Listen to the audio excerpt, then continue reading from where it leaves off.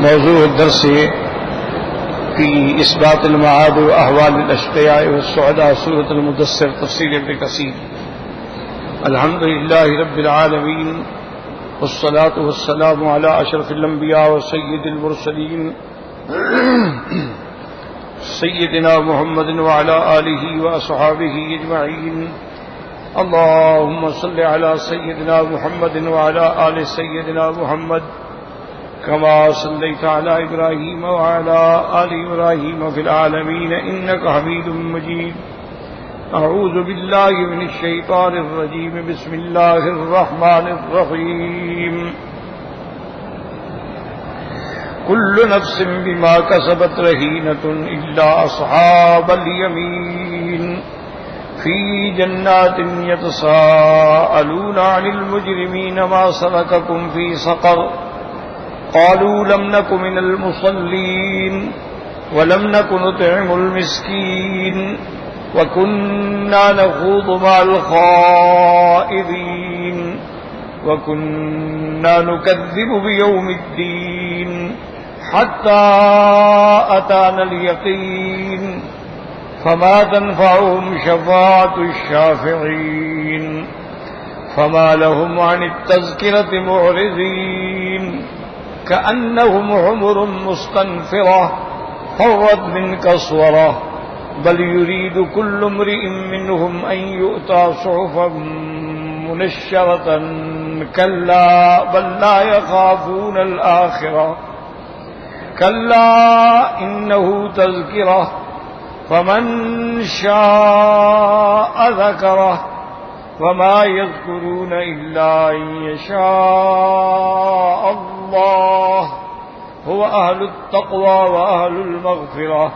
قال المؤلف والمفسر رحمه الله تعالى أدام النفع بعلومه وعلومكم في الدارين آمين إلى أن قال يقول تعالى مخبرا أن كل نفس بما كسبت رهينة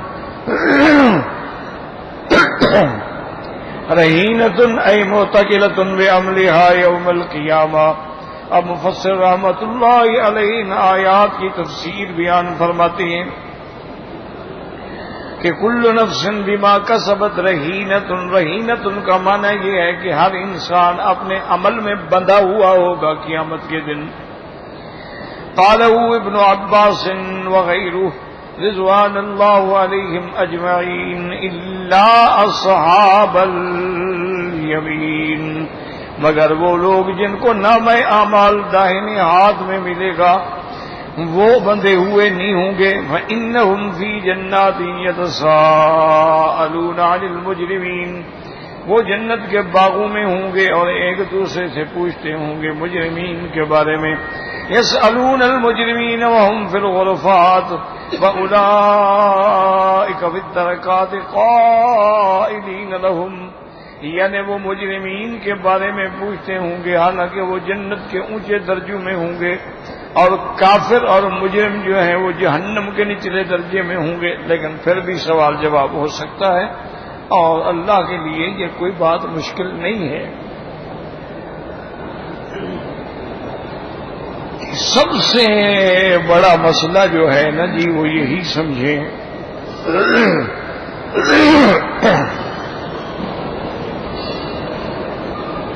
بعض مسائل ایسے ہوتے ہیں جن کو سمعی کہا جاتا ہے. یاد رکھو، یعنی جو ہم نے سنے اور ایمان لے آئے، ہم نے دیکھا نہیں. اللہ پر ہمارا ایمان ہے لیکن ہم نے اللہ کو دیکھا نہیں ہے اور نہ کوئی دیکھ سکتا ہے. جنت و جہنم پر ہمارا ایمان ہے لیکن ہم نے نہیں دیکھا ہے.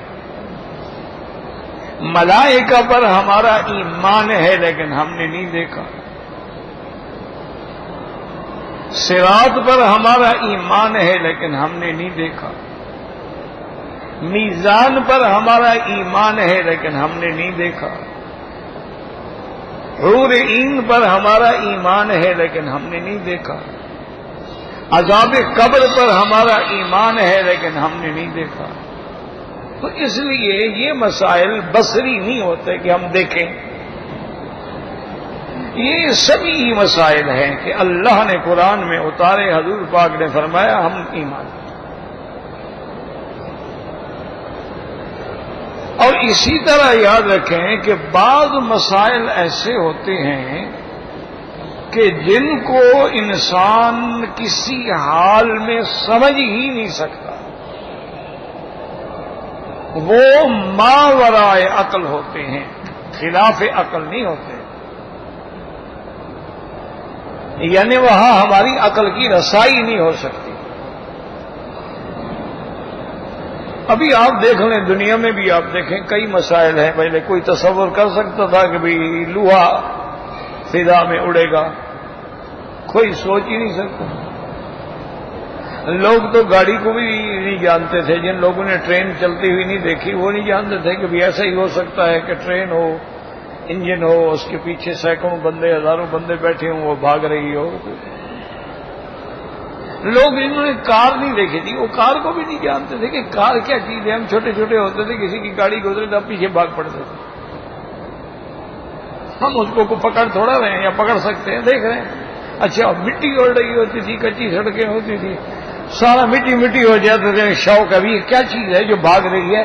بندے بھی اندر بیٹھے ہوئے ہیں، لوہے کی بلا ہے اور بھاگ رہی ہے۔ کیونکہ ہم جانتے نہیں۔ جب آہستہ آہستہ علم آیا، ہم نے گاڑی بھی دیکھ لی، کار بھی دیکھ لی، ہوائی جہاز بھی دیکھ لی، تو اب ہمارا بالکل عین یقین ہو گیا، مشاہدہ ہو گیا۔ تو اس لیے ہمیشہ یاد رکھیں کہ بہت سارے ایسے مسائل بھی ہوتے ہیں۔ آج دیکھیں کہ یہود و نصارہ علوم جدیدہ پر اتنا آگے نکل چکے ہیں، اب ساری دنیا کے سامنے یہ سارے چیزیں جو ہیں، جتنی جدید ٹیکنالوجی ہے ساری ان کی ہے۔ ہم تو گھروں میں سوئے ہوئے ہیں نا، ہم نے تو آج تک ایک پانی کی بوتل بھی نہیں بنا سکے۔ جتنی جدید علوم ہے، اب یہی موبائل دیکھ لو، ٹیلی فون دیکھ لو، ٹی وی دیکھ لو، آئی پیڈ دیکھ لو، یعنی عجیب چیزیں۔ اچھا، سواری کے ذریعے وہ چاند پہ پہنچ گئے، وہاں سے مٹی بھی لے آئے۔ بہت سارے مولوی تو ہمارے پہلے مانتے ہی ہیں بھی چاند پہ کیسے جا سکتے؟ بھائی اب تو ہوا کہتا دیکھ لو، ٹی وی میں جا رہا ہے، اتر رہا ہے، اوپر چہل قدمی کر رہا ہے، وہاں سے چیزیں اٹھا رہا ہے، ایک ایک پل کا کیمرہ دکھا رہا ہے۔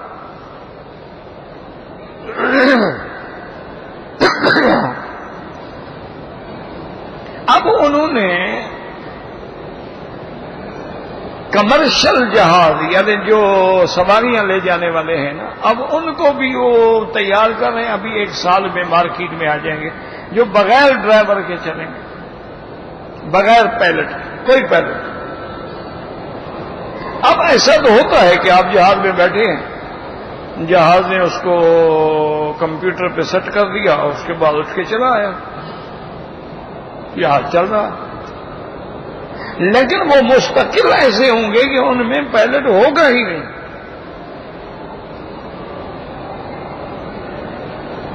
اب بظاہر آدمی کے لیے کتنی بڑی مشکل بات ہے۔ انہوں نے آب دوزیں بنا دی ہیں، آب دوز میں انسان ہے اور وہ سمندر کی تہہ میں چلی جاتی ہے اور مہینوں نیچے رہتی ہیں، آدمی بھی اندر ہے، ان کو آکسیجن بھی مل رہا ہے، ہوا بھی مل رہی ہے، ہر چیز مل رہی ہے۔ لیکن اتنی ترقی کے باوجود برمودا مثلث جو ہے، آج تک وہاں ان کا عقل بھی نہیں پہنچا ہے۔ ساری دنیا کے سائنسدانوں نے زور لگا لیا، نہیں سمجھ آیا۔ اللہ نے اسی دنیا میں ایک خطہ پیدا کر دیا ہے، جو چیز اس کے اوپر گزرتی ہے بس فوراً وہ کھینچ دیتا ہے اپنے اندر۔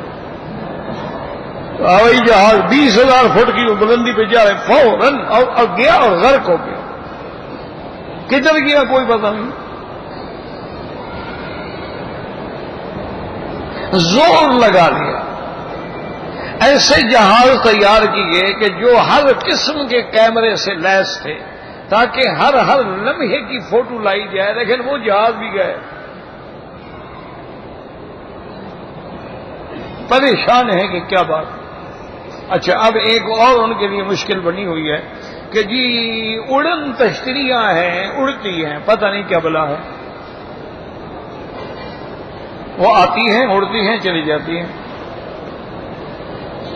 اب یہ پاگل ہوئے ہیں کہ یہ ہے کیا بلا، یہ کسی دشمن ملک نے تو کوئی چیز ایجاد نہیں کی کہ آئے ہم پہ مارے، کوئی ہم سارے ختم ہو جائیں، ہمیں تو پتہ نہیں لگ رہا نا کہ ہے کیا، روکیں گے کیسے؟ تو معنی یہ ہے کہ اللہ کی مخلوق میں ایسی چیزیں بھی موجود ہیں جو ماورائے عقل ہیں، ابھی ہمارا عقل وہاں نہیں پہنچا۔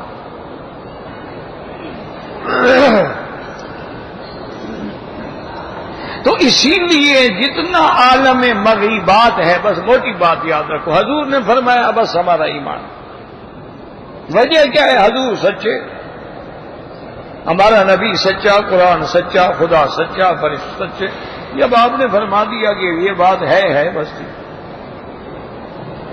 چاہے ہمارا عقل وہاں پہنچے نہ پہنچے۔ بھئی عذاب قبر میں ہوتا ہے، کیسے ہوتا ہے؟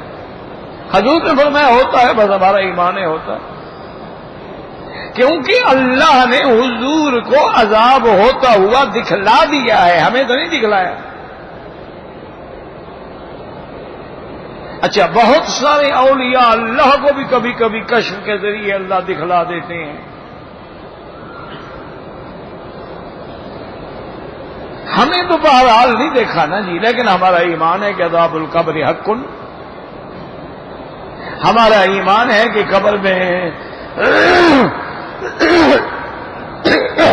اللہ کے فرشتے آتے ہیں، منکر نکیر سوال جواب ہوگا۔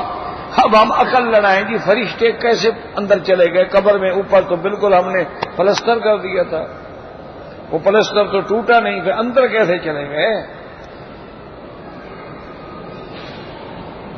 چلو ہم تو غریب لوگ ہیں نا، ہماری قبریں تو کچی مٹی کی ہوتی ہیں نا سنت کے مطابق، جو بڑے لوگ ہیں ان کی قبریں تو ماشاءاللہ سنگ مرمر لگے ہوئے ہیں۔ وہ کہتے ہیں جی وہ فرشتہ اندر کیسے چلا گیا؟ اللہ نے اس کے لیے قرآن میں اشارہ کر دیا، اینما تکونوا یدرککم الموت ولو کنتم فی بروج مشیدہ۔ اللہ نے فرمایا چاہے تم کتنے مضبوط قلعے بنا لو، موت کا فرشتہ آئے گا اور روح تمہاری قبض کر لے گا۔ اگر موت سے بچنے کا کوئی حل ہو تو آپ کا کیا خیال ہے؟ یہ بڑے آدمی مرتے ہیں، یہ تو جناب لوہے کے گھر بنوا کے اندر بیٹھ جاتے کہ موت نہ آئے کسی طرح، لیکن موت آتی ہے۔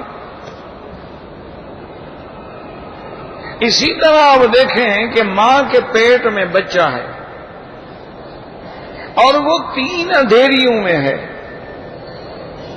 وہی اللہ کا فرشتہ پہنچ جاتا ہے، یصورکم فی الارحام کیف یشاء، اور اللہ کے حکم سے اس کی شکل بناتا ہے، اللہ کے حکم سے لکھتا ہے یہ بدبخت ہوگا، یہ نیک بخت ہوگا، اس کا رزق اتنا ہوگا، اس کی عمر اتنا ہوگی، اس کا موت کا مقام، سب کچھ ماں کے پیٹ میں ہو، فرشتہ چلا گیا اس کو پتہ بھی نہیں۔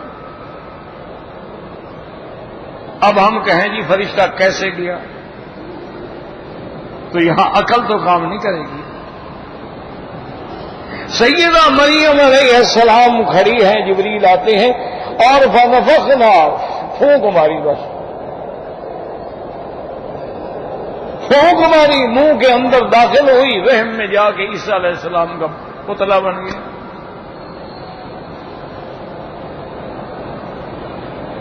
اب کوئی تصور کر سکتا ہے کہ بھئی منہ کے ذریعے پھونک اندر چلی گئی؟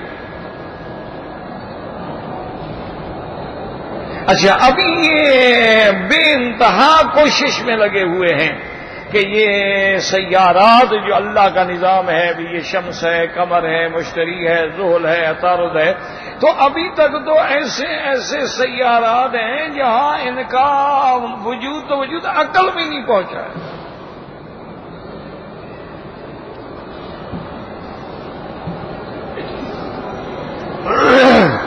اچھا، ایک حدیث مبارک میں ہمیں ایک عجیب اشارہ ملتا ہے. حضرت ابن عباس جیسا آدمی اس کا راوی ہے، انہوں نے فرمایا کہ ہر زمین میں اللہ کا کعبہ ہے، ہر آسمان میں اللہ کا کعبہ ہے. وہ کہتے ہیں بیت المعمور جو ہے وہ تو 7ویں آسمان پہ ہے، اس کے نیچے 6 پہ ہے، 5ویں پہ ہے، 4 پہ ہے، 3 پہ ہے، 2 پہ ہے، پہلے پہ ہے، پھر زمین پہ اللہ کا کعبہ ہے. اسی طرح ایک حدیث سے ہمیں یہ بھی اشارہ ملتا ہے کہ یہ جو نظام ہمارے سامنے ہے، اسی طرح ہر زمین کے اندر ایک چاند بھی ہے، سورج بھی ہے.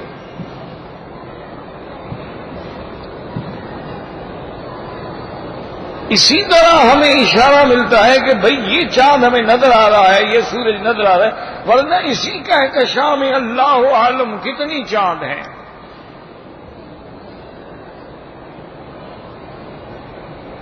کتنے سیارات ہیں، کتنے ثوابت ہیں، کتنے متحرکہ ہیں، یعنی کتنے سیارات ایسے ہیں جو اپنے مقام پہ جمے ہوئے ہیں، کتنے ہیں جو حرکت کر رہے چل رہے ہیں، لیکن ہمارا عقل وہاں نہیں پہنچ. اللہ فرماتے ہیں تبارک الذی جعل فی السماء بروجا وجعل فیہا سراجا وقمرا منیرا. وہ برج کتنے بڑے ہوں گے. یہاں تو ایک ٹاور دیکھتے ہو نا کوئی 50-60 منزلہ تو آپ حیران ہو جاتے ہیں. اللہ کے برج کتنے ہوں گے جن میں سورج آ جاتا ہو.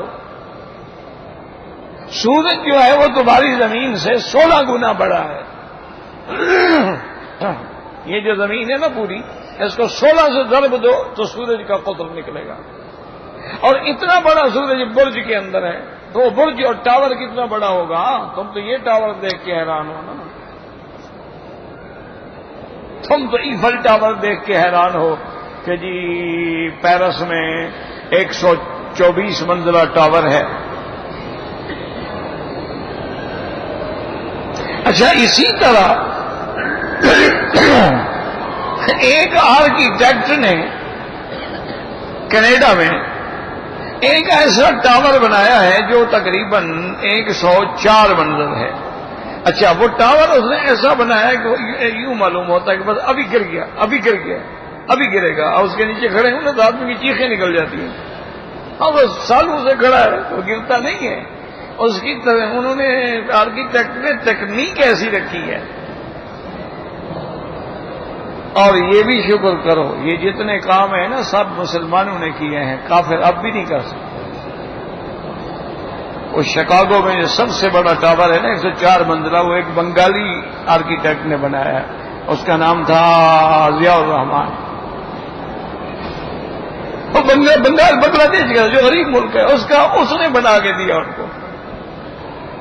لاس ویگاس میں اٹلانٹک سٹی میں ایم جی گرانڈ ہے، لیگزر ہے، بڑے بڑے جو ان کے عجائبات ہیں نا سب مسلمانوں نے بنائے ہیں. یہ ان کو ابھی بھی اتنا عقل نہیں ہے. یہ تو ہماری بدقسمتی ہے نا کہ ایک ہم مسلمان ہیں، بس کھاؤ پیو دھوکہ کرو، فریب کرو، فراڈ کرو، عورتوں کے فوٹو مردوں کے کام پہ لگا دو، مردوں کے عورتوں پہ لگا دو، پاسپورٹ بدل دو. ہم اس میں ماشاءاللہ اتنے آگے ہیں کہ افسران دیکھتے ہیں نا کو پکڑتے ہیں، وہ کہتے ہیں یار تمہیں کوئی ہندوستانی پاکستانی بنگالی نہیں ملا، یہ تم نے کسی غلط استاد سے بنوایا ہے. ہم اس میں ترقی کر رہے ہیں. چوری کیسے کریں، نشہ کیسے بیچیں،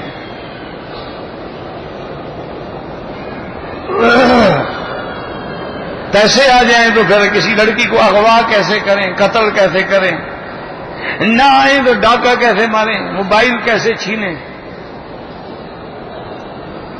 ہم اس میں جا رہے ہیں.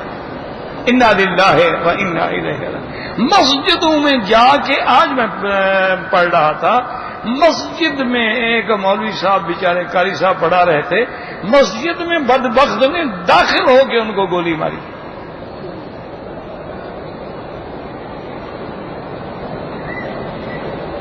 انا للہ و انا الیہ راجعون.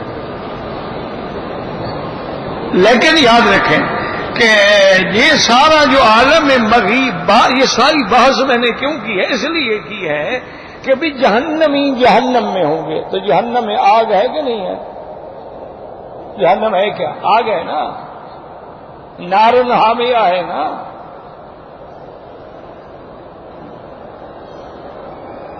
وَلَهُمْ عَذَابُ جَهَنَّمَ وَلَهُمْ عَذَابُ الْحَرِيقِ، لیکن ایک آدمی آگ میں ڈال دو تو وہ تو وہاں تباہ و برباد ہو جاتا ہے، جواب کیسے دے گا، بات کیسے کرے گا؟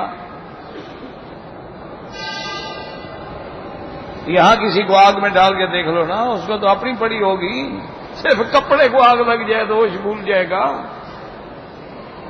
تو وہ کیسے یہ سارا کچھ کہہ رہے ہوں گے لم نکن من المصلین ولم نکن نطعم، وہ تو جہنم میں پڑے ہیں۔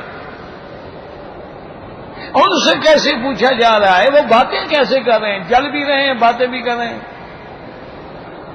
جلنے والا کیسے بات کرے گا؟ تو یہ عقل میں نہیں آتا۔ لیکن اللہ نے قرآن میں فرما دیا کہ جب جہنم میں جائیں گے اللہ یموت فیہا ولا یحیا، لاکھ دفعہ ان کو جلایا جائے موت نہیں آئے گی، اللہ مرنے نہیں دیں گے۔ کیوں؟ موت تو ہے ہی نہیں۔ جب اتنی جلنے کے بعد ان کی زندگی باقی ہے تو پھر بولنے کی طاقت بھی باقی ہے، سوال جواب بھی باقی ہے، کیونکہ جو جنت میں چلے گئے ان کے لیے بھی کوئی موت نہیں، بس اب ہمیشہ کی زندگی ہے۔ اور جو مشرک کافر جہنم میں گئے ان کے لیے بھی اب کوئی موت نہیں، وہ تو کہیں گے کہ اللہ ہمیں موت دے دو تاکہ ہم اس عذاب سے بچ جائیں گے، لیکن وہاں موت تو ہے نہیں۔ موت کو تو موت آ گئی، موت کو تو اللہ نے حکم دیا ذبح کر دو، موت تو ذبح ہو گئی۔ تو اس لیے ہمیشہ یاد رکھو کہ یہ عالم مغیبات ہے، عذاب قبر حق ہے۔ کیسے ہوتا ہے؟ اللہ اعلم۔ کیسے فرشتے جاتے ہیں؟ اللہ اعلم۔ اس کا یہی آپ اندازہ کر لیں کہ آئی سی یو ہے، ہسپتالیں ہیں، اور بڑے لوگوں کے لیے تو باقاعدہ آکسیجن ٹینک لگا دیے جاتے ہیں، اور اتنی سیکورٹی ہوتی ہے کہ وہ مثال مشہور ہے نا کہ پرندہ پر نہیں مار سکتا، لیکن جب موت آئے ملک الموت پہنچ جاتا ہے کہ نہیں پہنچتا؟ اس لیے اللہ تبارک و تعالیٰ کے قرآن میں جو ایسی باتیں، ہاں یہ الگ بات ہے کہ آہستہ آہستہ آہستہ کچھ چیزوں کا انکشاف ہوتا جا رہا ہے۔ حضرت سلیمان کا تخت اڑتا تھا، اب پہلے کسی کو سمجھ آتی تھی کہ تخت کیسے اڑتا تھا؟ اور تخت بھی چھوٹا نہیں، اتنا بڑا کہ اس پر آپ کے ساتھ سینکڑوں انسان اور سینکڑوں جن بیٹھے رہتے تھے، اور اس کی رفتار بھی اللہ نے بتا دی، غدوہا شہر و رواحا شہر، صبح کو اڑتا دوپہر تک 1 مہینے کا سفر کر لیتا، شام کو اڑتا پھر رات تک 1 مہینے کا سفر کر دیتا۔ اس کی سپیڈ بھی آ گئی، سفر بھی آ گیا، مسافت بھی آ گئی، اور اس کو اڑانے کے لیے نہ کسی کیپٹن کی ضرورت تھی، نہ کسی ٹاور کی ضرورت تھی، نہ کسی کنٹرول ٹاور کی ضرورت تھی، نہ کسی ہو تو سلیمان نے حکم دیا اڑ گیا۔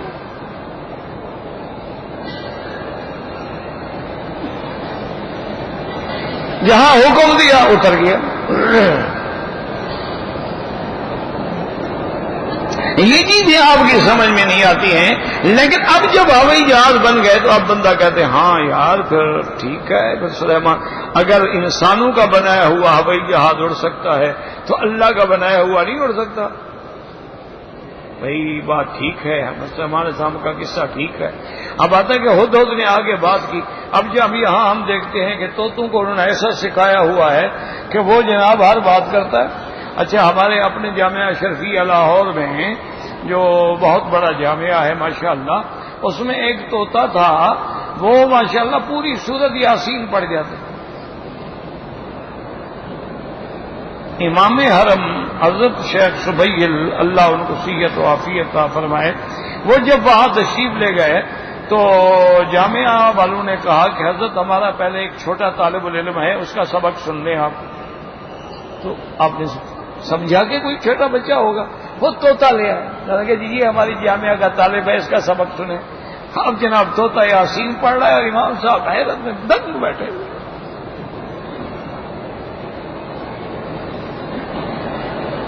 اچھا، انگریزوں کے پاس بھی ایسے طوطے ہیں، وہ اور قسم کے ہیں، ہمارے ملک والے اور ہوتے ہیں۔ ہمارے ملک کے طوطے اور ہیں، افریقی طوطے اور ہیں، یورپین طوطے اور ہیں، امریکن طوطے اور ہیں، آسٹریلین اور ہیں۔ اچھا، وہ باقاعدہ پوری بات کرتے ہیں۔ اچھا، چونکہ مالکان انگریزی ہیں، وہ طوطا انگریزی بولتا ہے۔ ہم چونکہ یہاں اردو اور پنجابی والے ہیں تو ہمارا طوطا بھی میاں مٹھو اردو بولتا ہے۔ تو اگر یہ پرندے بول سکتے ہیں تو کیا حضرت سلیمان علیہ السلام کے سامنے ہدہد آ کے رپورٹ نہیں پیش کر سکتا؟ تو اللہ کا قرآن سچا ہوتا جا رہا ہے کہ دشمنوں کے پردے جو پڑے ہوئے تھے وہ آنکھوں سے ہٹتے جائیں، کھل جائیں۔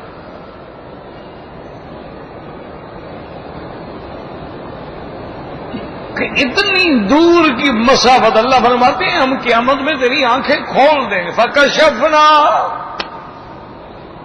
عَنْكَ غِطَاءَكَ فَبَصَرُكَ الْيَوْمَ حَدِيدٌ۔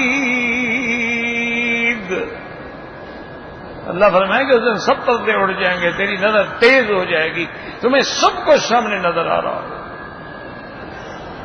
اس لیے ہمیشہ یاد رکھو، ایسی آیات جب پڑھو تو گھبرایا نہ کرو۔ کچھ چیزوں کا انکشاف اللہ نے دنیا میں کر دیا ہے، کچھ کا قیامت سے پہلے کر دے گی،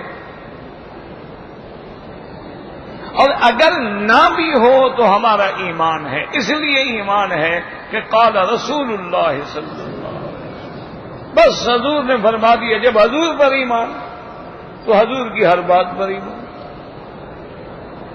صلی اللہ علیہ وسلم۔ اللہ ایک پانی میں شفا رکھ سکتے ہیں، زمزم ہے، اللہ مدینے کی مٹی میں شفا رکھ سکتے ہیں، اور اس مٹی میں بھی شفا ہے۔ تو اس لیے ہمیشہ جب یہ آیات پڑھیں تو گھبرایا نہ کریں گے جی کیسے سوال جواب ہوگا، وہ تو جہنم میں پڑھے۔ ما سلککم فی سقر، اب فرماتی ہیں قالوا لم نک من المصلین ولم نک نطعم المسکین۔ کیا مانے یعنی ما عبدنا ربنا، ہم نے اپنے رب کی بھی عبادت نہیں کی، ہم نے اپنے اللہ کا حق بھی ادا نہ کیا۔ ولا عصنا الی خلقہ من جنسنا، اور نہ ہم نے اپنی جنس کے انسانوں پہ رحم کھایا کہ ہم غریبوں کو کھلا دیتے، کسی کو پانی پلا دیتے، کسی کو کپڑا دے دیتے، اپنا پہنا ہوا ہی دے دیتے۔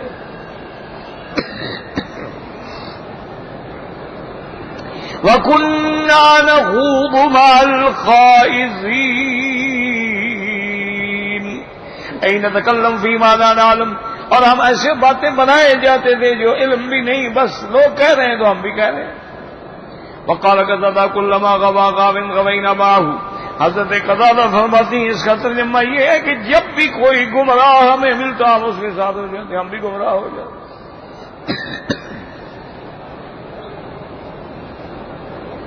وَكُنَّا نُكَذِّبُ بِيَوْمِ الدِّينِ حَتَّى أَتَانَا الْيَقِينُ، اور ہم تکذیب کرتے تھے قیامت کی، یوم الجزا کی، اور اسی پہ جمے رہے حتیٰ کہ موت آ گئی۔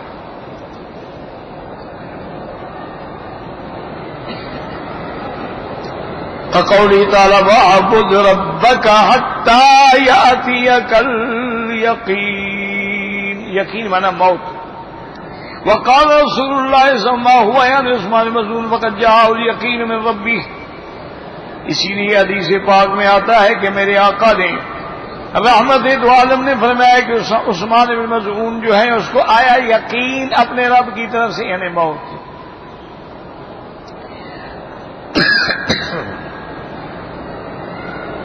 قال تعالی فما تنفعهم شفاعة الشافعین، من كان متصل بسياق شفاعة بن لازم يوم القيامة شفاعة الشافعين فيه، لأن الشفاعة إنما تنجح إذا كان المحل قابلا۔ اللہ پاک نے ارشاد فرما دیا کہ ان کو کسی شفاعت کرنے والے کی شفاعت بھی فائدہ نہیں پہنچائے گی اب مفسر فرماتی ہیں کہ جن لوگوں کی یہ صفتیں ہیں جو قیامت کے منکر ہیں، جو کافر ہیں، جو مشرک ہیں، ان کو قیامت والے دن کسی سفارشی کی شفاعت فائدہ نہیں دے گی، کیونکہ شفاعت تو فائدہ تب دے گی جب محل بھی قابل شفاعت ہو، وہ بندہ بھی تو پہلے قابل ہو نا، اس لائق ہو جس کی شفاعت کی جائے، مشرک کی تو شفاعت ہوئے گی نہیں۔ فَأَمَّا مَنْ وَافَ اللَّهَ كَافِرًا يَوْمَ الْقِيَامَةِ فَإِنَّ اللَّهَ لَا مَحَالَةَ خَالِدًا فِيهَا۔ اب جو بندہ کفر پہ مر گیا، جس کی موت کفر پہ آئی، اس کا ٹھکانہ جہنم۔ ثم قال تعالی فما لهم عن التذکرة معرضین فما لهؤلاء الكفرة الذین قبلك اما تدعوهم الیہ وذکرهم به معرضین۔ اللہ پاک نے فرمایا میرا مدنی، یہ کافر الذین قبلک، جو آپ سے پہلے بھی تھے، اما تدعوهم الیہ، آپ جس طرف بلاتے ہیں توحید کی طرف، ایمان کی طرف، دین کی طرف، نجات کی طرف، لیکن اس نصیحت سے یہ منہ پھیرنے والے ہیں، بھاگتے ہیں۔ کأنہم حمر مستنفرۃ فرت من قسورۃ کأنہم فی نفارہم عن الحق، یہ حق سے نفرت کر کے ایسے بھاگتے ہیں، وإعراض من حمر الواش، جیسے ہمارے وحشی بھاگتا ہے، اذا فضت ممن یرید الصید من اسد، جب شیر شکار کرنے کے لیے اس کی طرف آتا ہے تو وہ بھاگتا ہے، یہ بھی حق سن کے بھاگ جاتے ہیں۔ قالوا ابو ہریرہ ناظر روایت مسلم بن عبد الرحمن وهو روایت وقول الجمهور وقال ابن عماد بن سلمة عن علي بن زيد بن يوسف بن مالك بن رسول بالعربية ويقال بالحبشية قسورة وبالفارسية الشير وبالنبتية اوبا، تو اورام بھی اس کو کہا جاتا ہے، اور اسد بھی کہا جاتا ہے، اور کسورہ بھی کہا جاتا ہے، اور فارسی لغت میں اسی کا نام شیر بھی ہے، نبتی اس کو اوبا کہتے ہیں۔ یہ تو شیر کے بہرحال نام ہے، معنی یہ ہے کہ جب شیر کو دیکھ کے ہمارے وحشی بھاگتے ہیں، یہ حق کی بات سن کے ایسے بھاگتے ہیں، اعراض کرتے ہیں۔ اب اس کے بعد مفسر رحمۃ اللہ فرماتے ہیں بل یرید کل امرئ منہم ان یؤتی صحفا منشرہ بل یرید کل واحد من هؤلاء المشرکین علیہ کتاب انزل اللہ نبی نبی صلی۔ اب جناب یہ کافر، یہ مشرک یہ چاہتے ہیں کہ جیسے اللہ کے نبی پہ وحی آتی ہے، ایسے ہمارے لیے بھی اللہ کی طرف سے کوئی خط آنا چاہیے، کتاب آنی چاہیے، اس میں ہمارا نام لکھا ہوا، پھر ہم ایمان لائیں گے۔ وَإِذَا جَاءَتْهُمْ آيَةٌ قَالُوا لَن نُّؤْمِنَ حَتَّى نُؤْتَىٰ مِثْلَ مَا أُوتِيَ رُسُلُ اللَّهِ۔ اللہ نے فرمایا جب ان کے پاس کوئی اللہ کا حکم آتا ہے، یہ کہتے ہیں ہم تو ایمان نہیں لے آئیں گے جب تک ہمارے اوپر بھی وحی ہو، ہمارے اوپر بھی کتاب آئے۔ اللہ فرماتے ہیں بدبخت اللہ اعلم حیث یجعل رسالتہ، اللہ جانتے ہیں کون رسالت کا مستحق ہے، کون نبوت کا مستحق ہے، تم سب پر وحی آنی شروع ہو جائے، کیا کہتے ہیں؟ وَيُرِيدُونَ أَن يُؤْتُوا بَرَاءَةً بِغَيْرِ عَمَلٍ، حضرت قتادہ فرماتی ہیں وہ یہ کہتے تھے کہ ہمیں پروانہ مل جائے کہ بغیر عمل کے ہم آپ کو جنت میں داخل کریں گے تو پھر شاید ہم ایمان لے آئیں۔ وَقَوْلُهُ تَعَالَىٰ كَلَّا بَل لَّا يَخَافُونَ الْآخِرَةَ اے بما افسد عدم ایمان بیاضی رقیہ، اللہ نے فرمایا میرے محبوب اصل بات یہ ہے کہ ان کا قیامت پہ ایمان ہی نہیں ہے، اگر قیامت پہ ایمان ہوتا تو یہ ایسی باتیں نہ کرتے، یہ قرآن سے اعراض نہ کرتے، بلکہ ان کے فاسد ہونے کا، ان کے بگڑ جانے کا سبب یہ ہے کہ ان کا آخرت پر ایمان نہیں۔ جب بندے کا آخرت پر ایمان ہوگا تو وہ کبھی نافرمانی نہیں کر سکتا۔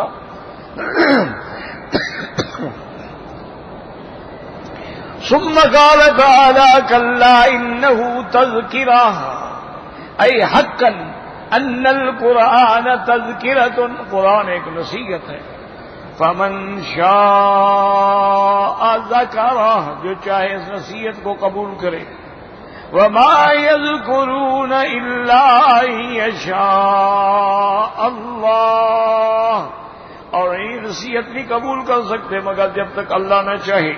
جیسے اللہ نے فرمایا ما تشاءون الا ان یشاء اللہ، جو کچھ تم چاہتے ہو وہ نہیں ہوگا جب تک اللہ نہ چاہے. فرمایا هو اہل التقوى واہل المغفرہ، ای هو اہل ان یخاف منہ وهو اہل ان یغفر ذنب من تاب الیہ واناب. اور یہ اللہ کی شان ہے کہ اسی کی عظمت کا، اسی کی ملکوت السماوات والارض کبریائی کا، اسی کی ہیبت کا دل میں اتنا اثر ہونا چاہیے کہ بندہ اللہ سے ڈرے اور گناہ نہ کرے.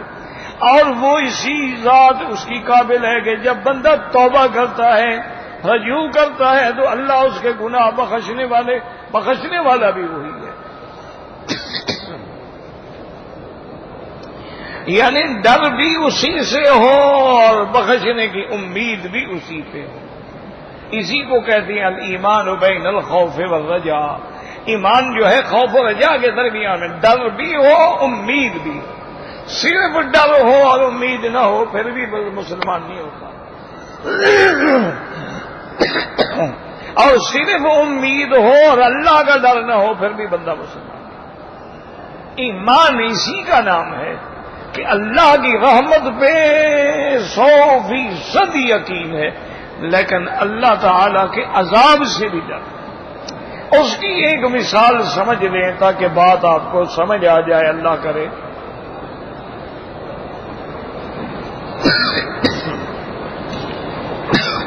لا حول ولا قوة الا باللہ. حضرت عمر رضی اللہ تعالی عنہ فرماتے تھے کہ اگر قیامت والے دن یہ اعلان ہو جائے کہ ساری مخلوق جنت میں جائے گی، صرف ایک بندہ نہیں جائے گا، فرمایا میں ڈرتا ہوں کہ پتہ نہیں وہ بندہ میں نہ ہوں. اور فرمایا کہ اگر اعلان ہو جائے کہ ساری دنیا جہنم میں جائے گی، ایک بندہ جنت میں جائے گا، میں امید کرتا ہوں کہ شاید میں وہ بندہ ہوں.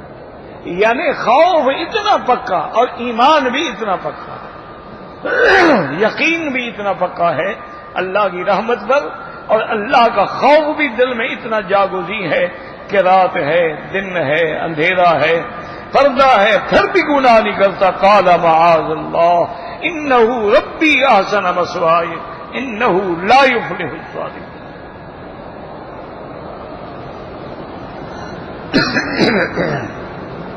وقال الامام احمد حدثنا زید بن الحباب قال اخبرني سهيل اخو حزم قال حدثنا ثابت البناني عن انس بن مالك رضي الله تعالى عنه قال قرأ رسول الله صلى الله عليه وسلم هذه الآية هو أهل التقوى وأهل المغفرة وقال قال ربكم أنا أهل أن اتقى فلا يجعل معي إله فمن اتقى أن يجعل معي إلها كان أهلا أن غفر له.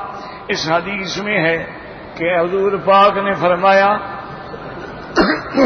یاد رکھو جب حضور فرمائے نا کہ اللہ نے فرمایا ہے تو اس کو کہا جاتا ہے حدیث قدسی، حدیث الہی. یعنی فرمان تو اللہ کا ہے لیکن بیان حضور فرما رہے ہیں. اللہ نے فرمایا کہ میرا مدنی میں اس بات کا اہل ہوں کہ جو ڈر جائے اور میرے ساتھ کسی کو شریک نہ کرے تو پھر میں اس کا اہل ہوں کہ اس کو معاف کروں. یعنی شرک نہ کرے، باقی گناہ معاف ہو سکتے ہیں. ان اللہ لا یغفر ان یشرک بہ ویغفر ما دون ذلک لمن یشاء. شرک نہیں بخشا جائے گا اگر موت شرک پہ آ جائے، لیکن باقی گناہ ہے اللہ چاہے تو معاف کر دیں، اللہ چاہے تو عذاب دے. ورواه الترمذی وابن ماجہ من حدیث زید بن الحباب والنسائی من حدیث المعافى ابن عمران كلاهما عن سهيل بن عبد الله القطعي به وقال الترمذي حسن غريب وسهيل ليس بالقوي. ورواه ابن عبد النبي عن هدية بن خالد سهيل به وهكذا رواه ابو يعلى والبزار والبغوي وغيرهم من حديث سهيل القطعي به آخر تفصیل سورۃ المدثر للہ الحمد والمنہ، انشاءاللہ زندگی کی پھر سورۃ القیامت کی تدریس ہوگی، لیکن یاد رکھیں کہ انشاءاللہ درس جو ہے وہ جمعہ کے دن نہیں ہوگا، ہفتے کو ہوگا انشاءاللہ۔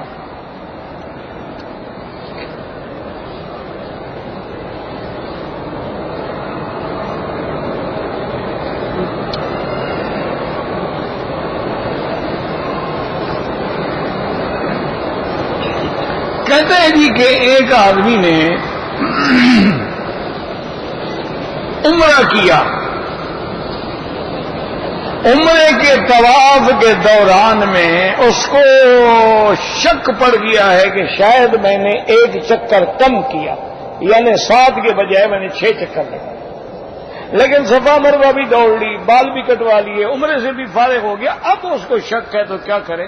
کوئی حرج نہیں، کوئی دم نہیں، کیونکہ جب اکثر چکر ہو جائیں تو گویا یہ سمجھا جائے گا کہ طواف ہو گیا، یعنی 4 سے زیادہ ہو جائے۔ اب ازالہ یہ ہے کہ اگر تم مکے میں موجود ہو تو ایک دفعہ پھر پورا طواف کر کہ یا اللہ اس طواف میں اگر مجھ سے کوئی غلطی ہوئی ہے اس کے بدلے میں طواف کر۔ چلا گیا تو کوئی بات نہیں، انشاءاللہ عمرہ ٹھیک ہے اس کا۔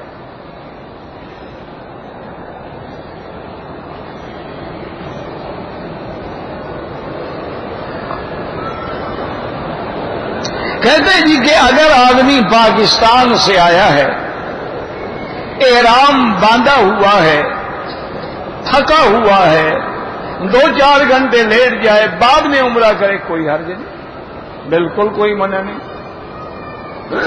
اب یہ تو نہیں نا کہ وہ تھکا ہوا ہے اور نیند کا غلبہ ہے، اس کو پتہ ہی نہیں میں کیا کر رہا ہوں، اس سے بہتر ہے کہ آرام کر لے، تیار ہو کے فریش ہو کے جائے۔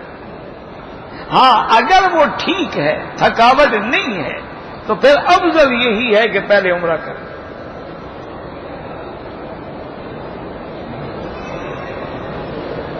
کہتے ہیں جی کہ رفع یدین کے بارے میں، یار خدا کا بندے 1400 سال گزر گئے، ابھی تک یہ مسئلہ ختم نہیں ہوا۔ کون سے یہ کفر اسلام کی جنگ ہے؟ انا للہ و انا الیہ راجعون۔ کچھ ہمارے نوجوان ساتھیوں نے اس مسئلے کو ایسا معرکۃ الاعلی مسئلہ بنا دیا ہے کہ گویا جو رفع یدین نہیں کرتا نعوذ باللہ اس کی نماز ہی نہیں ہوتی۔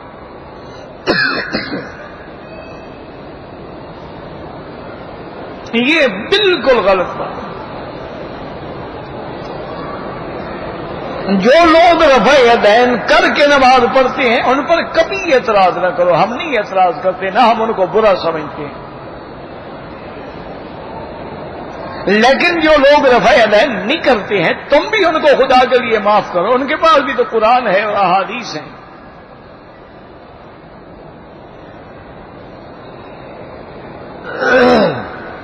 سب سے پہلی چیز یہ ہے کہ قرآن کا منشا یہ ہے کہ نماز میں سکون ہوتا ہے،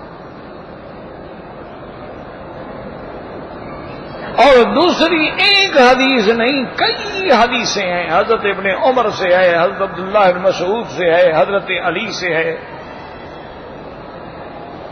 اور امام مالک امام دار الہجرہ اتنا بڑا امام رحمت اللہ علیہ فرماتے ہیں، وہ کہتے ہیں میں نے تو نہیں دیکھا اپنی زندگی میں کسی کو رفع یدین کرتا ہوا، اتنا بڑا امام۔ اور اسی طرح امام ابو حنیفہ رحمت اللہ علیہ کا اور ایک اور امام رحمت اللہ علیہ کی آپس میں بات ہوئی، امام صاحب نے کہا کہ حضرت آپ کے پاس کوئی ایک قولی حدیث ہے حضور نے حکم دیا ہو رفع یدین کرو؟ اگر ہے تو آپ بتائیں، میں کرتا ہوں۔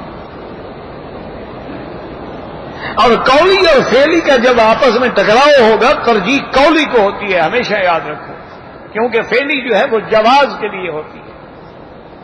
حضور سے رفع یدین فعلی ثابت ہے، ہم اس کے منکر نہیں ہیں، لیکن احادیث مبارک اس پہ بھی دلالت کرتی ہیں کہ حضرت عبداللہ بن مسعود کھڑے ہو کے نماز پڑھا کے فرماتے ہیں میں ایسی نماز پڑھ کے دکھاتا ہوں جیسے حضور نے پڑھی ہے، اور آپ نے تکبیر تحریمہ میں رفع یدین کی، اس کے بعد رفع یدین نہیں کی۔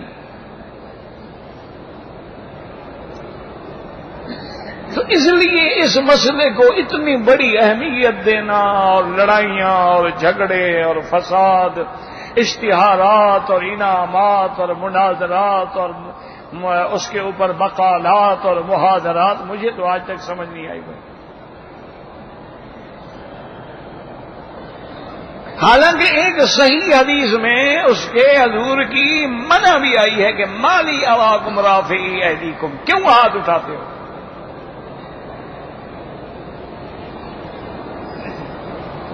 تو جب اتنی باتیں ہوں، اتنے دلائل ہوں، تو اچھا پھر نہ تو وہ فرض ہے نہ واجب ہے، جو کرتے ہیں ان کے نزدیک بھی فرض نہیں ہے، ان کے نزدیک بھی واجب نہیں ہے۔ اچھا پھر کچھ رکعتوں میں کرتے ہیں، کچھ میں نہیں کرتے۔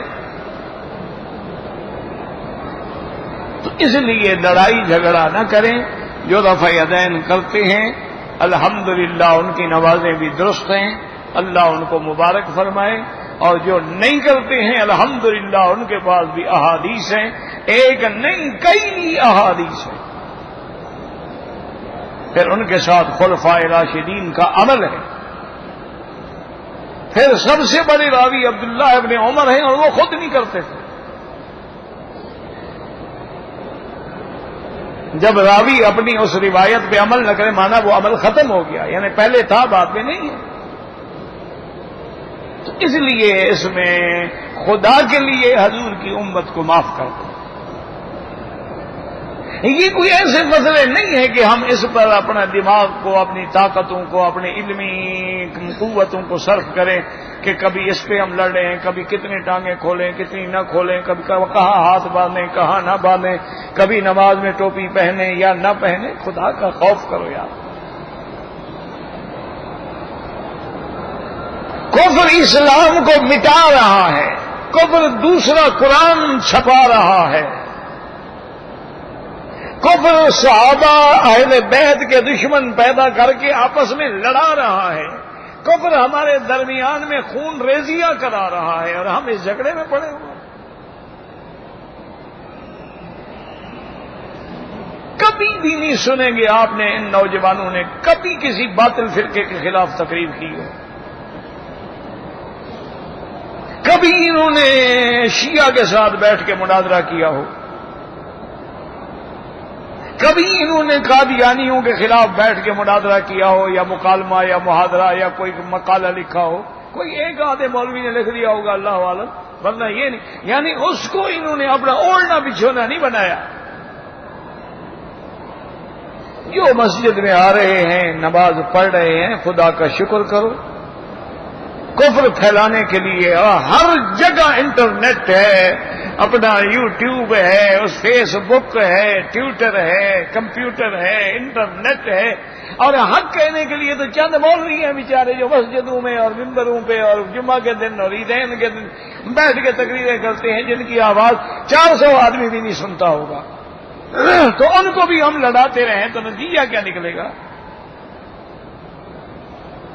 اس لیے خدا کے لیے یہ کوئی مسائل منسوخ نہیں ہیں، یہ کوئی نص قطعی نہیں ہے، یہ کوئی فرض واجب نہیں ہے، اور پوری کائنات میں ایک آدمی، ایک محدث، ایک فقیہ، ایک عالم ایسا پیدا نہیں ہوا جس نے لکھا ہو کہ رفع یدین کے بغیر نماز نہیں ہوتی۔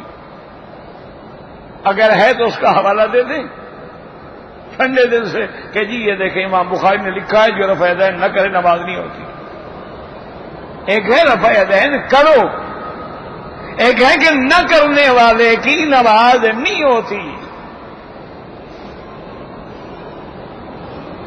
بہرحال کم از کم مجھے بخش دو، بہت سارے مولوی ہیں اس کام کے لیے، رفع یدین پر زور دینے والے بھی بہت سارے ہیں، اور ان کے خلاف مناظرے کرنے والے بھی بہت سارے ہیں۔ ایک مولوی کو بخش دو۔ میں تو کسی کو برا نہیں کہتا، نہ کسی کو برا سمجھتا ہوں، نہ کبھی الحمدللہ کسی پہ اعتراض کیا. امام رفع دین کرتے ہیں، ہم نہیں کرتے، کوئی بات نہیں، کوئی مسئلہ نہیں.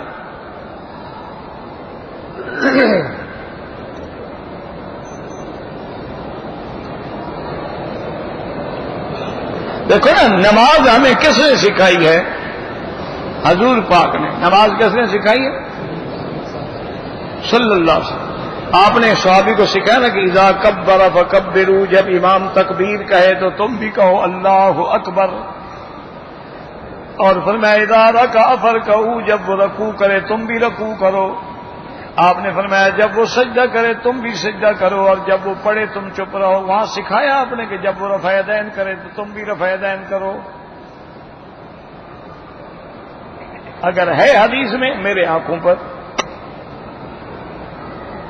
میں تو انکار نہیں کروں گا انشاءاللہ. جب حدیث مل جائے انکار کیسا، پھر ضد کیسی. لیکن یہ نہیں کہ اپنے مطلب کی تو پڑھو اور جو تمہارے مطلب کی نہ ہو اس کے قریب بھی نہ جاؤ. یوں نہ کرو. لوگوں نے تو امام بخاری پر بھی اعتراضات کیے ہیں. ابو حاتم ان کے استاد ہیں، انہوں نے اخطاء بخاری لکھی ہے. اللہ تبارک و تعالیٰ معاف کرے. اور دشمن اس پہ لگا ہوا ہے کہ اتنے غلیظ اعتراض کیے گئے ہیں امام بخاری پہ کہ ہمیں تو پڑھ کے رونا آ جاتا کہ اتنا بڑا محدث، اتنا بڑا امام، اللہ اس کی قبر پہ کروڑوں رحمتیں کرتا. بس مہربانی کر کے کم سے کم ایسے جو مسائل ہیں نا جھگڑے والے، اس سے مجھے دور رکھا کرو. جوتے آگے رکھ کے نماز پڑھنا چاہیے، کوئی حرج نہیں جناب، لیکن بہتر ہے کہ نہ رکھو. حضور نے جہاں رکھنے کا حکم دیا یہ نہیں کہا آگے رکھو، فرمایا یا دائیں رکھو یا بائیں رکھو یا دو ٹانگوں کے درمیان رکھو. اس کا معنی ہے کہ آگے نہ رکھو، تاکہ کوئی لوگ یہ نہ سمجھیں کہ یہ جوتے کو سجدہ کر رہا ہے.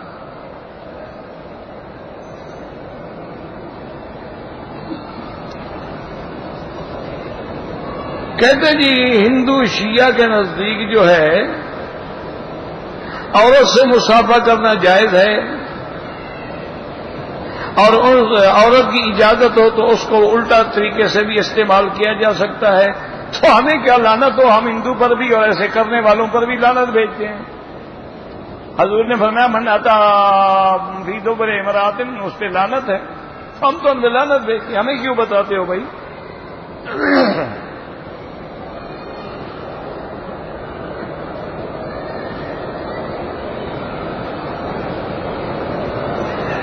ہاں بالکل ایک جگہ ہے حدیث میں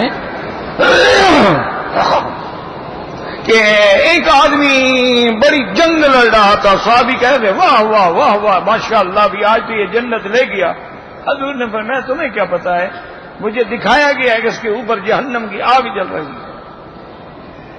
تو بعد میں تحقیق ہوئی تو اس نے مال غنیمت سے کچھ چیز چرائی تھی، اس کی وجہ سے اللہ ناراض ہو گیا. جس آدمی نے خواب میں حضور کو دیکھا وہ جنت میں جائے گا انشاءاللہ. پہلے کلمہ پڑھتا ہے کہ نہیں؟ ہم تو خواب کی بات کرتے ہو. ابو جہل نے تو آنکھوں سے دیکھا تھا، وہ تو سیدھا جہنم میں جل رہا ہے. مکے کے تمام کافر مشرکوں نے حضور کو نہیں دیکھا تھا. ایمان ہو اور پھر خواب میں دیکھے تو بڑی بات ہے نا. ایمان ہی نہ ہو تو پھر کیا ہے؟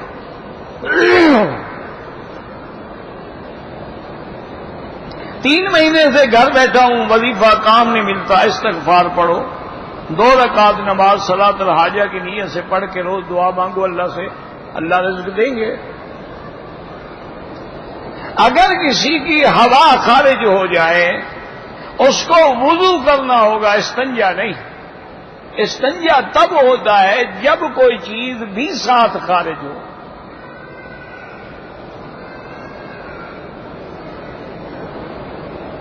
حضور کے اشارے سے چاند ٹکڑے ہوا تھا، بالکل ہوا تھا، ہمارا ایمان ہے.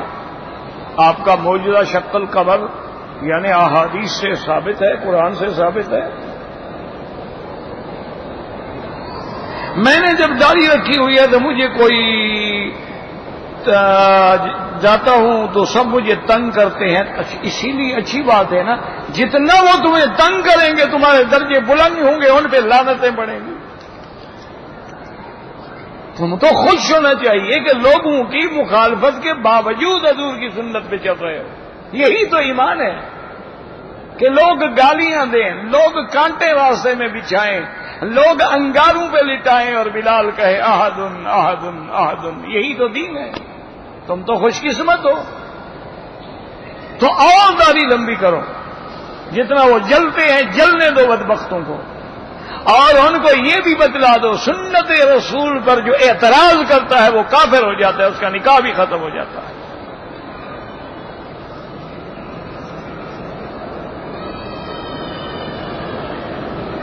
اگر دم پڑ جائے, جب اللہ توفیق دے ادا کرو اللہ کے بندے, جب اللہ توفیق دے.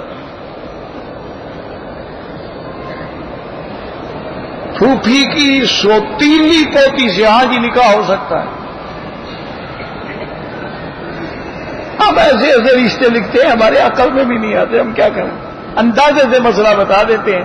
سمجھ مجھے ابھی بھی نہیں آئی کہ پھوپھی کی پتہ نہیں کون سی پوتی.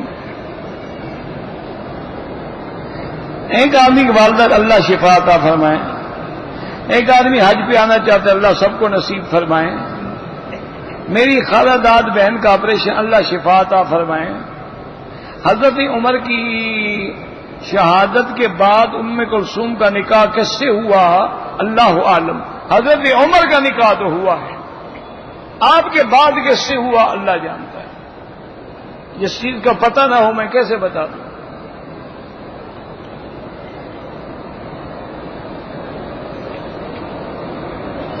میں انڈیا سے پتہ نہیں فری ویزا پر کام کے لیے آیا, حج کی نیت سے. سعودی عرب آیا, جدے میں 4 دن ٹھہرا رہا.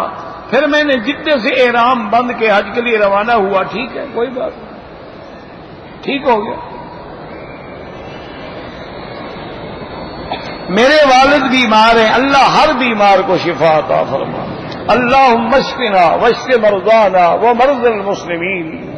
اللہم مذہب الباس رب الناس اشف انت الشافی لا شفاء الا شفاؤک شفاؤک لا یغادر سقما. اللہم اشفنا واشف مرضانا وارحم موتانا واستجب دعاءنا ولا تخيب رجاءنا برحمتك یا ارحم الراحمین یا ارحم الراحمین. اللهم إنا نعوذ بك عن البرص والجذام وعن سيء الأسقام.